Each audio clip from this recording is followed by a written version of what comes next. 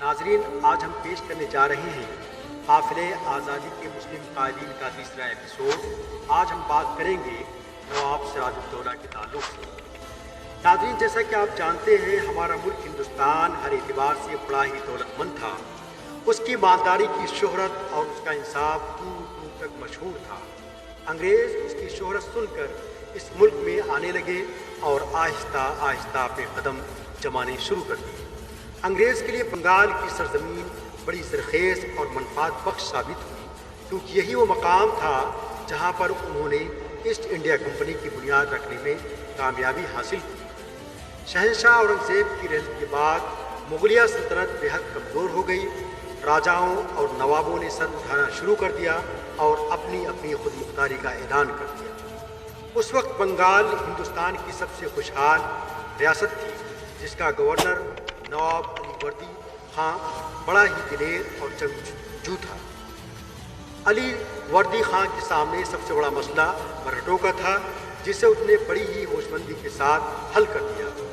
उड़ीसा रियासत का एक बड़ा इलाका और सालाना 12 लाख रुपए महसूल देने मंजूर कर लिया और अंग्रेज़ों के साथ दोस्ताना ताल्लुकात कायम कर लिए। अंग्रेज़ों ने इस दोस्ती की आड़ में दरियाए हुगली के किनारे फोर्ट विलियम किला तामीर कर लिया, बड़ी बड़ी कोठियाँ बनवा लीं और कासिम बाज़ार कलकत्ता में कपड़े की फैक्ट्रियाँ भी खोल दी।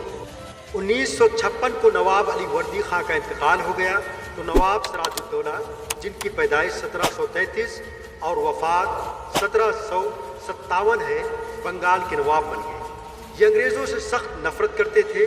नवाब की दूरदर्श निगाहें देख रही थी कि एक ताजिर कौम जो तिजारत की गरज से हिंदुस्तान आई थी, वो धीरे धीरे अपनी हुकूमत कायम करने की कोशिश कर रही है और अपने खूनी पंजे कलकत्ता की सरजमीन में गाड़ रही है। नवाब सिराजुद्दौला ने सबसे पहले कलकत्ता में जो फैक्ट्रियाँ थीं उन्हें बंद करने का हुक्म दिया और अंग्रेज़ों ने जो कोठियाँ और किला तामीर किए थे उन्हें ढा दिया, जिसकी वजह से अंग्रेज़ बड़े बेबस व मजबूर हो गए और उनकी हालत बड़ी ही नाजुक हो गई। Robert Clive east India company का एक आला अफसर था जो बड़ा ही दूरअंदेश और मुदब्बिर था। उसने धीरे धीरे नवाब साहब के दुश्मनों को अपना हमनवा बना लिया। उसने नवाब सिराजुद्दौला के इर्द गिर्द एक ऐसा जाल बिछाया जिसमें नवाब सिराजुद्दौला बुरी तरह फंस गए। रॉबर्ट क्लाइव ने सबसे पहले मीर जाफ़र को अपना हमनवा बना लिया। मीर जाफ़र नवाब साहब के लिए दिल में अदावत रखता था। उसकी एक वजह यह थी कि नवाब साहब ने मीर जाफ़र को सिपह सालार के ओहदे से हटाकर मदन मोहन लाला को सिपह सालार बना दिया था। वज़ीर अमीन चंद जासूस बन गया। नवाब साहब की सारी कार्रवाइयों की इत्तला बराबर अंग्रेज़ों को पहुंचाता रहा। शौकत जंगजू सिराजुद्दौला का रिश्तेदार था, लेकिन था बड़ा ही लालची और हौस परस्त। वो शाही ख़जाने को लूट रहा था। नवाब साहब ने उसे शाही महल से बाहर निकाल दिया। अंग्रेज़ शौकत जंग को नवाब साहब के मना करने के बावजूद पनाह देते हैं। तुर्कमान फौजदार अंग्रेज़ों से मिल जाता है। बस अब जंग के लिए एक बहाने की ज़रूरत थी।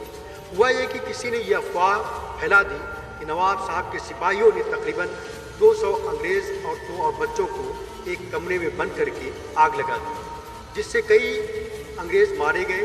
सिर्फ 20 अंग्रेज़ों की जान बची। ये हादसा ब्लैक होल ट्रेजेडी के नाम से मशहूर है। जब यह खबर अंग्रेज़ों तक पहुंची तो रॉबर्ट क्लाइव एक ज़बरदस्त लश्कर लेकर कलकत्ता पर हमला आवर होता है। सिराजुद्दौला 50,000 का एक जरी लश्कर लेकर प्लासी के मैदान में पड़ाव डालते हैं। जंग शुरू हो जाती है, लेकिन बहुत जल्दी नवाब सिराजुद्दौला को मैदान जंग से फरार होना पड़ता है।